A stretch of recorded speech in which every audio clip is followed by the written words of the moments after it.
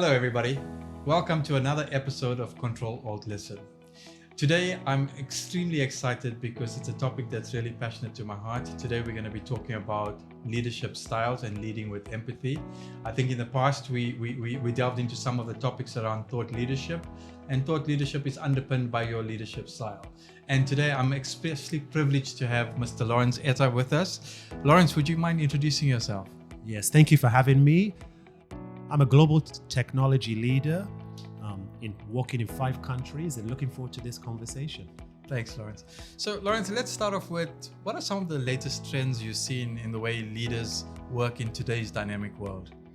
I think leading with empathy, and that empathy comes from a way, how do you ensure that you are sponsoring and mentoring individuals to be their best self in the workplace, which will also accelerate results. So I think the empathy aspects is important, and we saw that a lot through the pandemic in terms of going through a very difficult time. So leading with empathy, leading with curiosity, ensuring that you are surrounding yourself with the best people and giving them the space to shine and to be able to bring all their expertise as well as their true self to the workforce. Yeah, great. I think you touched on an important point. You mentioned the pandemic, right? And the pandemic forced us to start using technology in terms of our communication style. How have you seen traditional leadership styles evolve with the integration of AI and other tech advancements? I think one of the ways now, a lot of the manual administrative process has taken away from us through AI now. You can rely on artificial intelligence to augment, which also means that the fact is that you actually have more time to be able to step away from your desk, whether it's in a virtual standpoint or whether it's in the physical standpoint, recognizing more people are coming back to the office.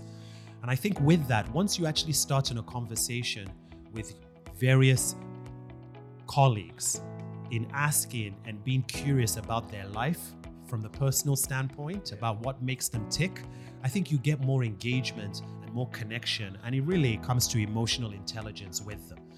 So that they recognize that it's not a transactional relationship you're trying to create, but you're trying to create an emotional relationship built on a common purpose and a common vision, which will ensure that they come to work having a much more enjoyable experience to do their best contributions.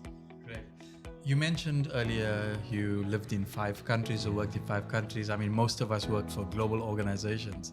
So my next question really is around, are there any cultural nuances that we need to be conscious of when implementing technologies like AI in different regions? Definitely. I worked in the UK, I've worked in the US, and I've worked in Canada. And there are some cultural nuance when you look at that compared to maybe in the Middle East. For example, when you're implementing new technologies, in the Western context, it's a very collaborative approach in terms of not necessarily focused on what your position is. It's focusing on what your contributions are in terms of that context. I think in my experience of now being in the Middle East, there is certainly a automatic level of respect that comes depending on your position. So therefore, in terms of leadership, is how to ensure that people across the room feel that not just because of your title, you don't need to be the one speaking first. It can certainly be a viewpoint that you can engage. So those cultural nuances of how people greet, how people shake, how people acknowledge each other, especially when you're coming from a different language. And I think that what's really important, and I'll say this, is that I do a lot of observation leadership, even virtually. I watch a lot. I watch a lot of the signs. What are the nuances, signs that I need to learn? And I'm coming into a new country. What are the ways people greet? What are the hand gestures? So that therefore I can be integrated into the ability of respecting the culture. So I think technology is taking that aspect now so that we can definitely use some of that in terms of not just the way the recording of the meetings happen, because we have that, but really is about what is the physical gestures that are being demonstrated. And one of the things in this region culturally is the level of courtesy is very high. Yeah. Okay, good. You know, like one of the things that is important to me is like I'm so happy to see like the heightened awareness around mental health in organizations today.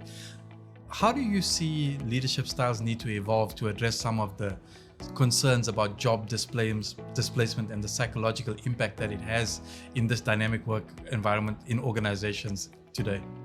Yeah, and I will give, we often think of the technologies, and specifically if we look at artificial intelligence in terms of their AI has been around a while. It's just now it's reached a level that is very incorporate.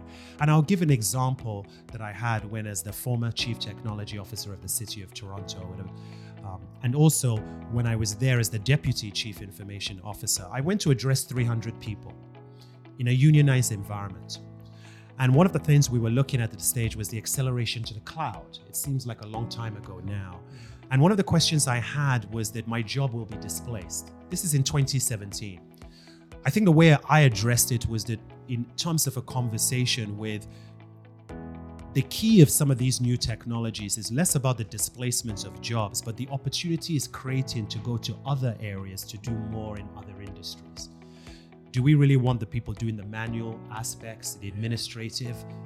When you talk about emotional engagement, I think I want to come to work every day and feeling that I'm growing and I'm dealing with that, dealing with paperwork and some of those aspects. So the conversation I had with the cloud was that as much as more young people join the workforce, in this case, that municipal government, it increased the union dues because essentially you're having more people in the union, which also increases the fact they're learning about new technology and new services. So I think as leaders, it's the conversation we have, less about displacing the jobs, but about the opportunities and the experiences this new technology is creating, and how we as leaders are responsibly acknowledging that in what it creates, which also leads into a release of mental health, the feeling their leaders are listening to them, are mindful or conscious. And I think that's the way that I found in terms of addressing in this technology pace that is going so rapidly.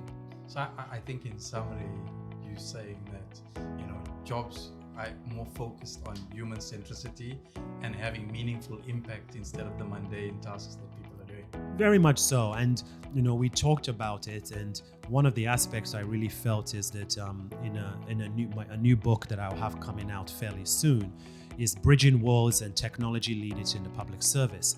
I think one of the aspects I've really realized is that we have a diversity and inclusive workforce that is growing in many parts of the world. Women in tech, people who look in different backgrounds, cultural. Leaders now have to manage that workforce. Different generation. We often hear of the generational differences, but it's actually the cultural differences. So in that respect, I think that once you come with that empathy and that emotional connection, you can really have the viewpoint is that you have a lived experience. But none of us woke up one day and became the former Chief Technology Officer of the largest city in Canada. We rose through that position, and we had mentors and we had sponsors. So our role is to create an environment to bring other leaders up, to ensure a colleague of mine said once is that the elevator comes down, make sure that the elevator is going back up.